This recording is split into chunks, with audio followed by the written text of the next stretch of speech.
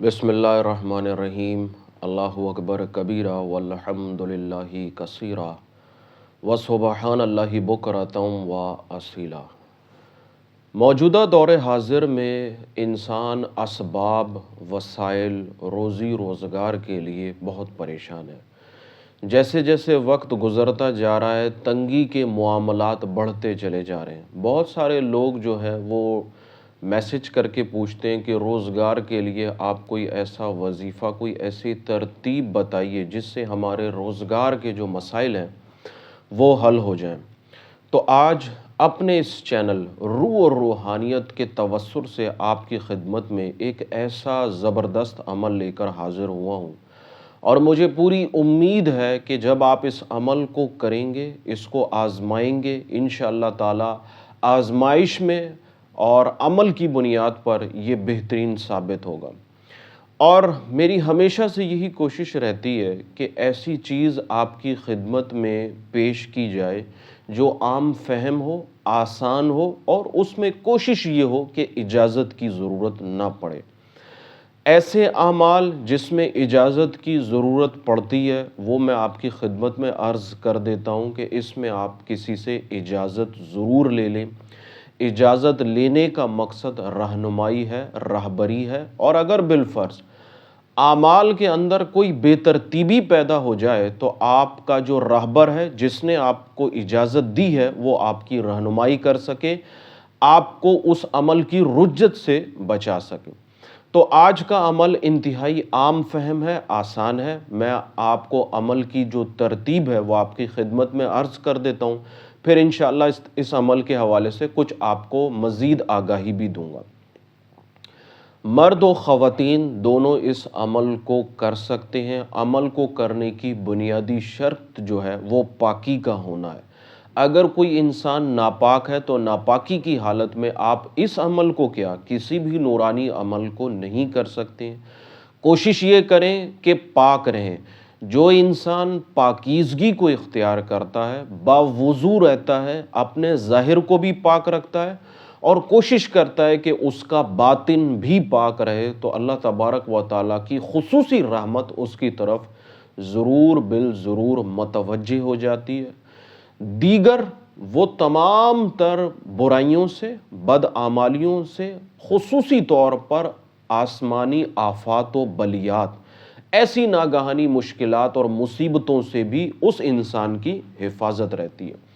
تو اگر بالفرض ضمناً یہ بات عرض کر رہا ہوں کہ اگر آپ بالفرض کسی عمل سے وابستہ ہیں یا کسی عمل سے نہیں بھی وابستہ، اگر آپ پاکی کا اہتمام کرتے ہیں، ظاہری اعتبار سے بھی اور باطنی اعتبار سے بھی پاکی کا اہتمام کریں گے، خوشبو کا استعمال کریں گے، تو انشاءاللہ تعالی آپ کی ذات کے اندر سکون پیدا ہوگا، آپ کی ذات کے اندر ٹھہراؤ پیدا ہوگا، رب کی طرف رجوع پیدا ہوگا، اور ایسے لوگوں کی طرف آپ کا کھچاؤ بڑھے گا جو اعمال صالحہ پر عمل کرتے ہوں گے۔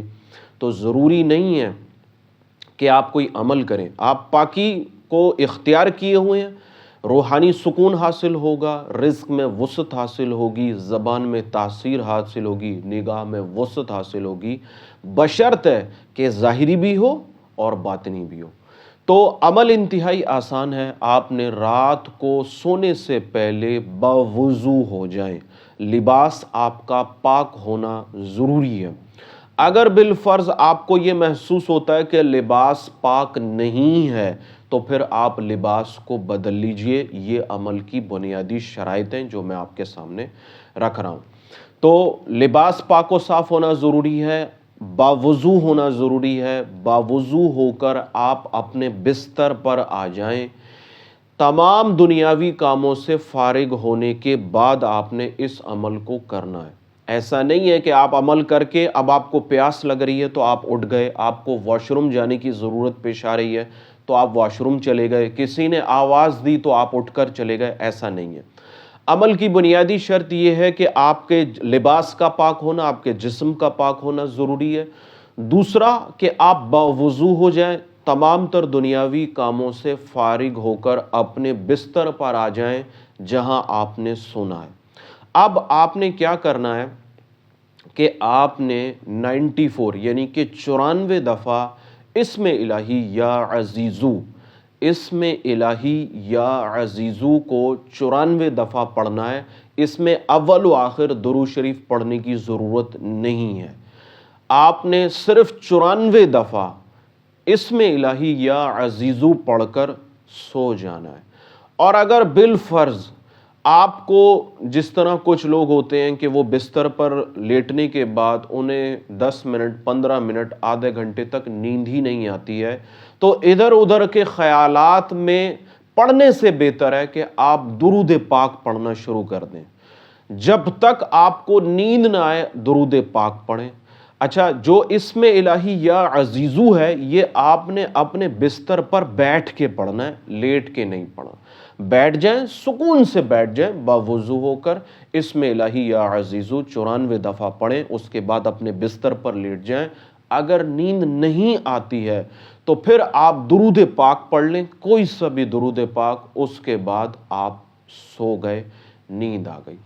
اب یہ عمل کا ایک حصہ ہو گیا۔ اب عمل کا دوسرا حصہ کیا ہے کہ جب آپ صبح بیدار ہوں گے تو آپ نے کسی سے بات کیے بغیر کیا کرنا ہے کہ سب سے پہلے اپنے بائیں طرف یعنی کہ اپنے الٹے ہاتھ کی طرف منہ کر کے پڑھنا ہے، السلام علیکم یا عبد الرحیم، ٹھیک ہے۔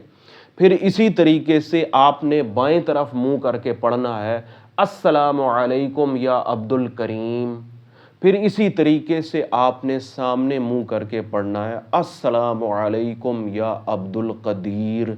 پھر اسی طریقے سے اپنی پشت کی طرف تھوڑی سی نگاہ کر کر آپ نے پڑھنا ہے، السلام علیکم یا عبد الرشید۔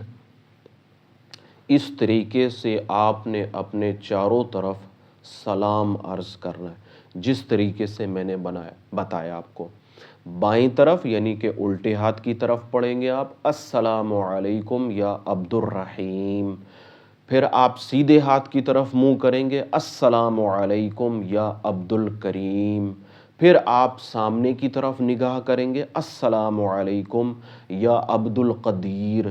پھر اسی طرف اپنی پشت پر نگاہ کریں گے، السلام علیکم یا عبد الرشید۔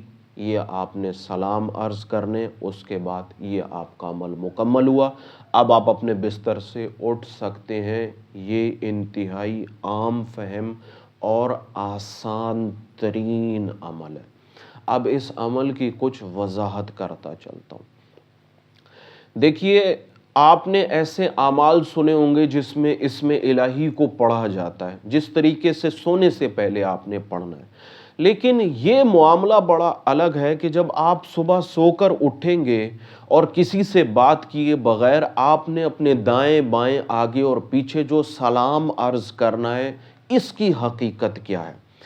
دیکھیے، اس روئے زمین پر اللہ تبارک و تعالیٰ کی کچھ مقدس ہستیاں ہر وقت موجود رہتی ہیں، ظاہری اعتبار سے بھی اور روحانی اعتبار سے بھی۔ عملیات کی دنیا کے اندر ان کو رجال الغیب کہا جاتا ہے، جو ہماری زمین کے ارد گرد موجود ہوتے ہیں، جو تکوین کے بزرگوں میں سے ہوتے ہیں، جو دنیا کے جو نظام زندگی ہے اس کے معاملات کو دیکھ رہے ہوتے ہیں۔ جس طریقے سے اللہ تبارک و تعالیٰ نے 4 مشہور فرشتوں کے ذمے 4 کام لگائے ہیں، ٹھیک ہے، جس طریقے سے حضرت اسرائیل علیہ السلام کے ذریعے لوگوں کی روح قبض کرنا ہے، یہ ذمے ان کے کام ہے۔ اسی طریقے سے رجال الغیب کے بھی ذمے اللہ تبارک و تعالیٰ نے کام لگائے ہیں۔ تو اس عمل کے اندر آپ انہی رجال الغیب کی طرف متوجہ ہو رہے ہیں اور ان کو سلام عرض کر رہے ہیں۔ صرف سلام عرض کرنا ہے، مدد طلب کرنا نہیں ہے۔ اس بات کو بڑا ذہن میں رکھیے گا کہ توحید کا جو پہلو ہے وہ اس میں قائم رہے۔ کوئی عمل اگر ایسا ہے جس میں توحید کے خلاف آپ جائیں گے تو وہ عمل باطل ہو جائے گا، بشرط ہے کہ آپ کو اس عمل کی حقیقت اور گہرائی معلوم ہو۔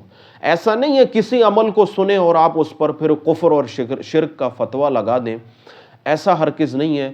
اگر آپ اس عمل کی گہرائی کو، اس عمل کی وضاحت کو جانتے ہیں، اس عمل کی جزیات و کلیات کو سمجھتے ہیں، پھر تو بہت اچھی بات ہے۔ تو اس عمل کے اندر آپ سلام عرض کر رہے ہیں، مدد طلب نہیں کر رہے۔ مدد وہی ہے کہ جو آپ نے 94 دفعہ یا عزیزو پڑھا، اپنے رب کے اس اسم کو پکارا اور مدد طلب کی کہ اللہ وسائل کے اعتبار سے، رزق کے اعتبار سے، مالی اسباب کے اعتبار سے اے اللہ تو میری مدد فرما۔ اور پھر عمل کے دوسرے حصے میں اللہ تبارک و تعالیٰ کے ان مقدس ہستیوں کی طرف سلام عرض کیا، اور اس سلام عرض کرنے کا مقصد یہ ہے کہ آپ بھی میری طرف متوجہ ہوں، تاکہ دنیاوی اعتبار سے، اسباب کے اعتبار سے، وسائل کے اعتبار سے مشکل کشائی کے اسباب پیدا ہو جائے۔ انتہائی آسان اور عام فہم عمل ہے۔ ضروری نہیں ہے کہ کوئی روزگار کا مسئلہ ہو۔ اگر آپ کے پاس گھریلو مسائل ہیں، مثلا رزق کی تنگی ہے، آپ اس میں اس کو کر سکتے ہیں۔ اگر آپ جاب لیس ہیں، روزگار کی تلاش میں، آپ اس صورت میں بھی اس عمل پر آپ اس عمل کو بلا جھجک ہو کر سکتے ہیں۔ اور اس عمل کے ساتھ ساتھ ضروری نہیں ہے کہ عمل آپ نے کر لیا اب اس کے بعد آپ انتظار میں ہیں، ایسا نہیں ہے۔ عمل کو جاری رکھنا الگ کام ہے، لیکن جستجو کرنا، کوشش کرنا الگ کام ہے۔ اس عمل میں کسی بھی قسم کی اجازت کی ضرورت نہیں ہے۔ مخلوق کی خیر خواہی کے لیے، مشکل کشائی کے لیے میں نے یہ عمل آپ کی خدمت میں پیش کیا۔ اس عمل میں جو سب سے بنیادی پہلو ہے، جو اہتمام ہے، وہ پاکی کا اہتمام ہے، اور اس کے بعد خلوص دل کے ساتھ رب العالمین کی طرف رجوع کریں، کوشش کریں، اسباب کو تلاش کریں۔ انشاءاللہ تعالی اس عمل کی برکت سے ضرور بالضرور مشکل کشائی کے اسباب پیدا ہو جائیں گے۔ اب آتے ہیں کہ یہ پڑھنا کتنے دن تک ہے۔ دیکھیے، جب تک آپ کے پاس روزگار کے، وسائل کے یا مالی مشکلات کے اسباب پیدا نہ ہو جائیں، آپ اس عمل کو جاری رکھیں۔ مرد حضرات بھی اس عمل کو جاری رکھیں، اور اگر بالفرض خواتین اس عمل کو پڑھنا چاہ رہی ہیں، جیسے مثال کے طور پر خواتین اس لیے پڑھنا چاہ رہی ہیں کہ ان کے شوہر کے جو معاملات ہیں رزق کے، وہ حل ہو جائیں، تو اس طریقے سے بھی اس عمل کو کیا جا سکتا ہے۔ اور اگر میاں بیوی دونوں مل کر پڑھنا چاہتے ہیں، ایک ہی نیت رکھ کر کہ جاب کے اندر جو ہے وہ وسائل بہتر ہو جائیں، گھر کے اندر مالی مشکلات میں اسباب کے جو اسباب جو ہیں وہ پیدا ہو جائیں، تو دونوں مل کر بھی آپ اس عمل کو کر سکتے ہیں۔ انتہائی پر تاثیر عمل ہے۔ یقین کامل کے ساتھ اللہ تبارک و تعالیٰ کی ذات پر توکل رکھ کر آپ اس عمل کو اختیار کریں۔ انشاءاللہ تعالیٰ مشکل کشائی اور حاجت روائی کے جو اسباب ہیں وہ ضرور بالضرور پیدا ہو جائیں گے۔ اللہ تبارک و تعالیٰ کی بارگاہ میں عاجزانہ دعا ہے، ایک مختصر سی کوشش کی مخلوق میں خیر پھیلانے کے لیے۔ اللہ تبارک و تعالیٰ اس کوشش کو قبول فرمائے۔ جو خیر میں نے آپ تک پہنچائی ہیں، میری آپ سے درخواست ہے کہ اس خیر کو آگے منتقل کرنے والے بن جائیں۔ جس لڑی کے اندر میں شامل ہوں، آپ بھی اس لڑی کے اندر شامل ہو جائیں، تو جو خیریں ہم پھیلائیں گے انشاءاللہ تعالی رب العالمین کی ذات پر کامل یقین ہے کہ یہ خیریں ضرور بالضرور ہماری طرف مزید خیر و خواہی کو لے کر پلٹ کر آئیں گی۔ مجھ گناہگار کو دعاؤں میں یاد رکھیے گا۔ اللہ تبارک و تعالی آپ کا حامی و ناصر ہو۔ آمین ثم آمین۔